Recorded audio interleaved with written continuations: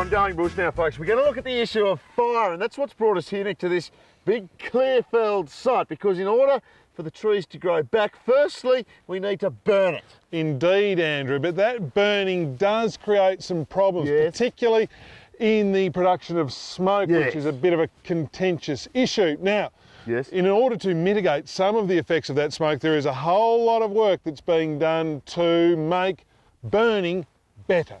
Burning is essential in the regeneration of eucalypt forests. It not only removes the ground debris, but creates an ash bed which nourishes the young trees as they grow. The trick is to burn just the harvested site and prevent the fire from spreading to surrounding forests. Before any regen burns are lit, a whole range of parameters need to be assessed. The majority one is the weather, so we make sure that the fuels on the coop are drier than what's in the bush, and that way that it shouldn't escape into the bush, as well as your fire break around it, so there's nothing to carry the fuels into the bush. Make sure the wind is minimum, so prevent sparks.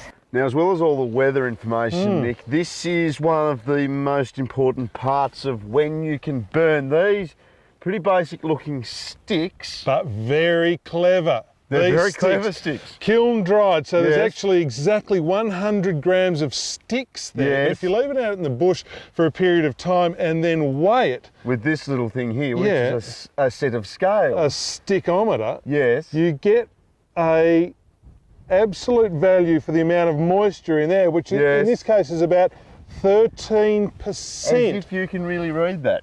You're lying. But anyway, the major thing is it has to be drier inside the coop that you're going to burn than the surrounding forest. Wetter in the forest doesn't burn. Drier in the coop. Burns like anything. 13%. How do you get 13% Look from at that? it. Once the data is collected out in the field, it's relayed back to the fire control room, who have the final say as to whether the burn can proceed. Linda to Derwent Control. Yes, receiving Linda. I've got the 3 p.m. weather readings for Plenty 9B. Thank you very much. We'll get back to you shortly. Now, once the data from the field is all collected, it comes into here, into the Derwent room, the fire control room, where all aspects from lighting the fire to then controlling the blaze are handled. Now, Nick, one of the things about fire, and you'd know this, is that, well, it creates smoke. It does, Andrew, and that can be a problem. People, generally speaking, don't like smoke, particularly in their washing. So one of the real advancements that's happened in the past few years is the advent of smoke modelling. Now, this is developed by the Bureau down here in Tasmania, and it gives the foresters some idea of where the smoke will go if they light a particular coop on a particular day. You can see where it's going to go. It keeps it out of the washing. So this is the board that we use to determine what areas might be impacted by the smoke.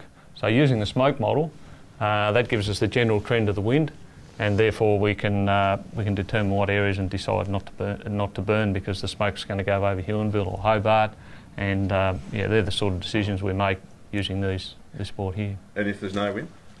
Well, if there's no wind, of course, the plume goes straight up. And some people are offended by the sight of that, but it certainly won't affect people's washing because it's thousands of feet into the air, sometimes 10 to 15,000 feet. The Bureau's smoke modelling is allowing foresters to better forecast the path of smoke than ever before and thereby affecting fewer people. Forestry burns are strictly controlled and only get the green light if conditions are just right.